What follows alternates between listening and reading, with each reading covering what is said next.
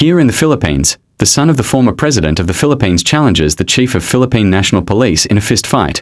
During his podcast, and also if he has a chance to speak in the stage, here is an audio of Mayor Basti Duterte challenging General Torre in his lodcast.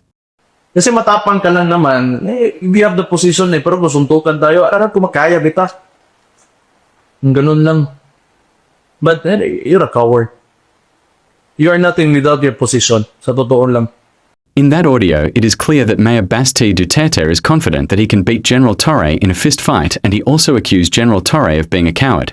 But during an interview, General Torre was asked by a reporter about the fist fight challenge of Mayor Basti Duterte on him. General Torre responded, and here is the audio of that interview. Hinamon daw kayo ni Vice Mayor Basti Duterte ng suntukan. Anong reaction niyo po? Mga urot talaga kayo eh.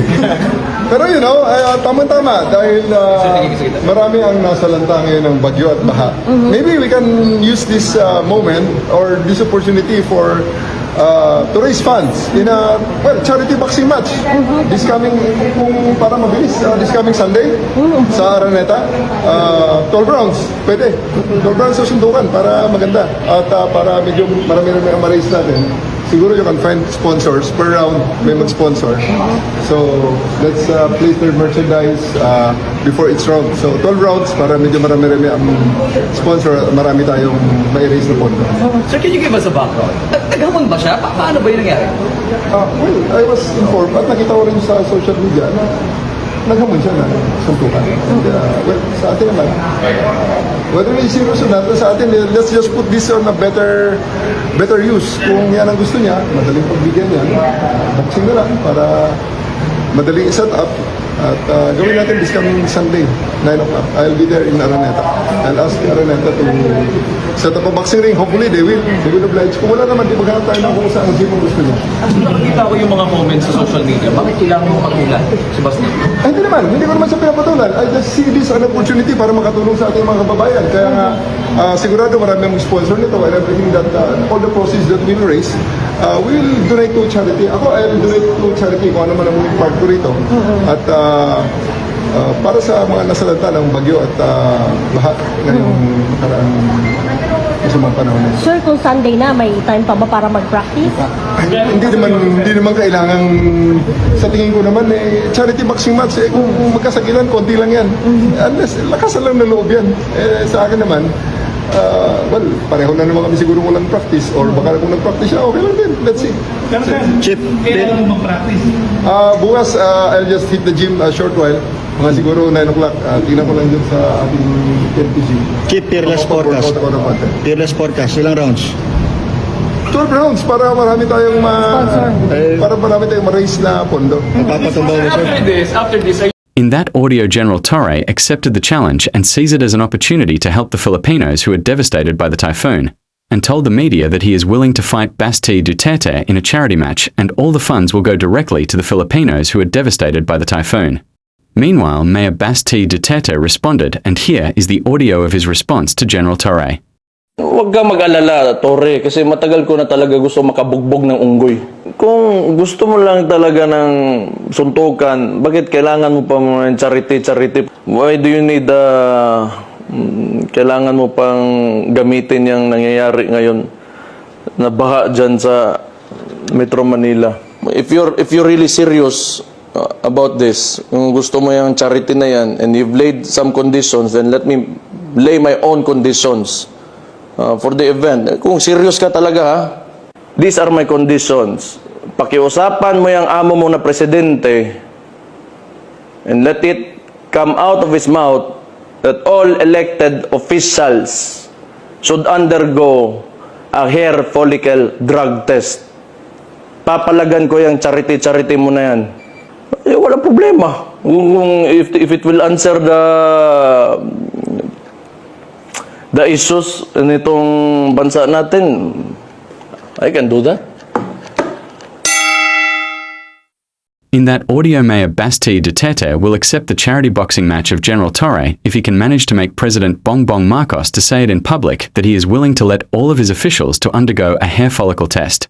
By the way, here is a statement of Waldy Carbonell, another person who challenged the former President Rodrigo Roa Duterte when he is still a mayor, but according to him, the then mayor Rodrigo Roa Duterte did not show up in their gun duel at Davao, and prior to this challenge of General Torre to Basti Duterte. Waldy Carbonell also challenged Basti Duterte in a gun duel at Luneta Park in which Basti Duterte did not showed up. Here is the reaction of Waldy Carbonell on the charity boxing match challenge of General Torre to Basti Duterte in response to the challenge of Mayor Basti Duterte that he can beat General Torre in a fist fight. Tama, General Torre, lumabang ka dyan. Ikaw ay manindigan at tayo po'y nananawagan na sana magpakalalaki ngayon si Basti Duterte. Yung tatay mo, hinamon ako ng duelo. Nagpunta ako dyan sa harap ng Davao City Hall. Abay, lugar niya na yung kanyang pinaghamunan, talaga madaya ito.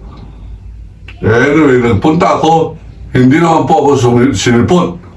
At sang-ayon po doon sa isang taga Mindanao na manunulat na abogado, si Atty. Hobobono Adasa.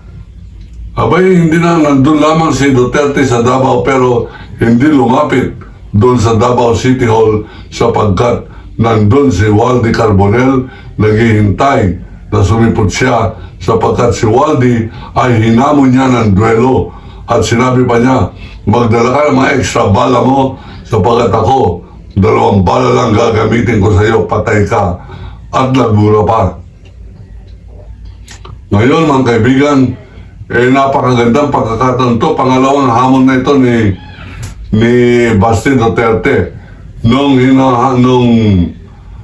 hinuhuli ni General Torre sa Davao si Kibuloy. Abay, dumating po si Duterte, ang dami niyang kasama mga bodyguard. Meron pong 300 na DDS po siyang ang mga Duterte, ang Davao Death Squad dyan po sa Davao. Dumating po siya, sinabihan si Colonel Hansel Marantang na chief ng CIDG. Ang sabi niya, sabi mo dyan sa general na yan, magpuporma-porma dito sa Davao. Sasampalin ko siya. Walang harating ito kay General Torre. Sabi ni General Torre, okay, subukan niya. Habang nandito pa ako sa Davao. Hinintay din po niya doon sa plaza si Basti sapagkat meron pong affair ng ang guest speaker ay si Torre at ang host ay si Basti. Hindi po dumating si Basti at ngayon sa pangalawang pagkakataon ito mga nakaraang 3 araw pa lamang abay kumalat sa social media yung pong paghahamon ni Basti at ang sabi niya, hinahamon kita ng suntukan bago po mag-Pacquiao fight to. Siguro na-inspire siya na bata siya kaysa kay Torre. Si Torre ay 54 years old sa ngayon or 55, hindi po natin sigurado. Pero kumasa siya, sabi niya, maganda yan, tinatanggap ko yung hamon na yan. At hinihiling ko na gawin sa Araneta Coliseum, mag-fundraising dito po sa mga manunood upang sa ganon yung malilikom na pera ay itulong sa mga biktima ng bagyo. Magsusuntukan na ang iniisip pa rin ni General Torre ay kung paano makakapaglingkod sa mga nasasalanta ng bagyo. General Torre, gulpihin mo na yan. Pag hindi yan sumipot, abay talagang dapat na yan ay lorayin na sa ating pong mga social media sapagkat nang babalahula na lamang po yan. Hinamon si Carbonell ng balilan, hindi sumipot. Hinamon ni Carbonell si Basti, hindi rin sumipot sa Luneta. Ngayon, si Torre ang hinamon ni Basti. Tignan po natin, pero ang aking pong pakiramdam, 80%, hindi rin susunod yung mga Duterte sapagkat yung mga Duterte ay mga duwag. Traidor lamang sila, matapang pag nakararami, pero pag pagkakasahan mo ay hindi po sumisipot, sila po ay umaatras. Yan ang kulturang masama ng isang masamang tao, duwag.